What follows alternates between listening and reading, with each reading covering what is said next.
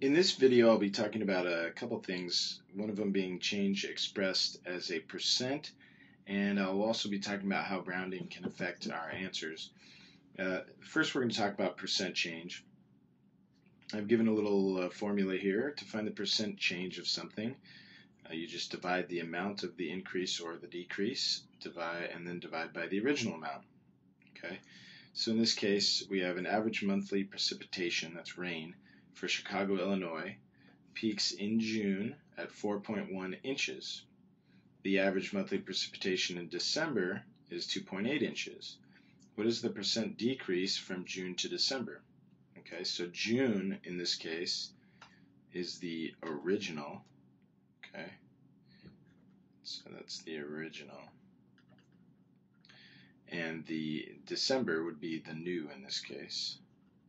So we need to find the amount of increase or decrease. So it goes from 4.1 to 2.8. So we need to know the difference between these two numbers. And so it's going to be 1.3. So I'm going to just use this formula here. Just clone it. Alright. So using this formula, I get the amount of increase or decrease, which we figured is 1.3. And then we're going to divide by the original amount, which was 4.1 from June, right? June 4.1. And then we do some manipulation here, 13 over 41.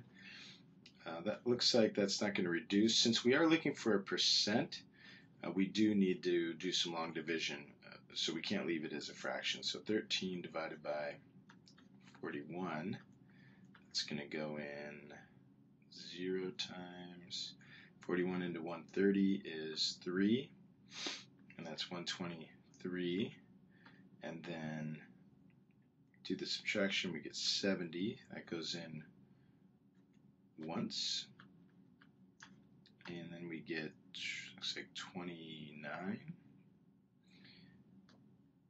So we're going to need to bring down another 0 here. So 41 goes into 290. Let's see, probably about 45 would be 200 something. So probably about 7 times. So let's see, 41 times 7 would be 287.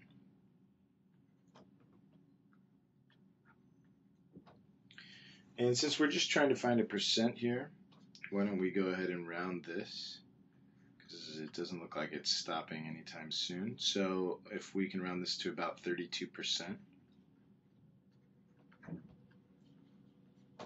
as the percent, and this is a decrease or increase? Decrease, 32% decrease. All right, let's try another one. So in this case, in this problem, a store buys an electric guitar for $295. The store then marks up the price of the guitar to $340. Sorry, I made a mistake there. What is the markup expressed as a percent change? So the amount of increase or decrease. So we're going to need the difference between 340 and 295. So that's going to be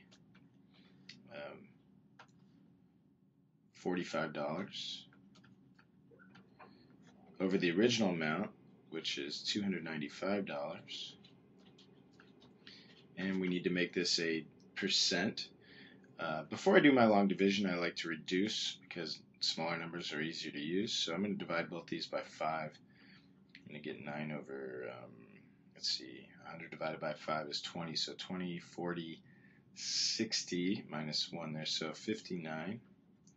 Now we can do some long division. 9 divided by 59. We're going to get 0.1 to start. And then we have a 31. Bring down the 0, 59 into 31. Well, that's kind of like 60 into 300, so I think it's going to be about 5. Let's try that. 59 times 5, 45, 29. That's pretty close. All right, so we got 295. that's going to leave us with, what we got here, 5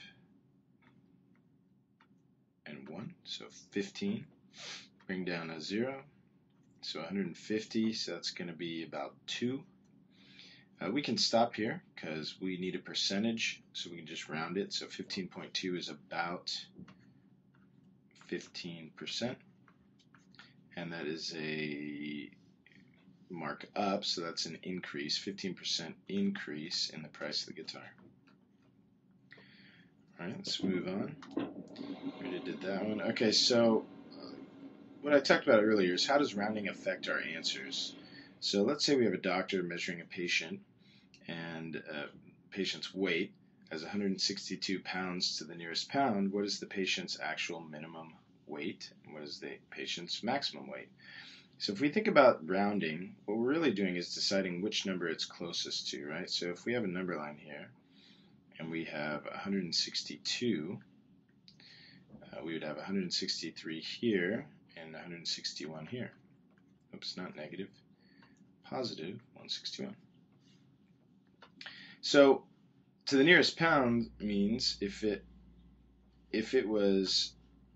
patient's weight was here, the doctor would have said that's 163 pounds. So the patient's weight would have to be somewhere in between this mark and this mark here. So 161.5 would have been the minimum weight because that would have been rounded up to 162. So this is the minimum.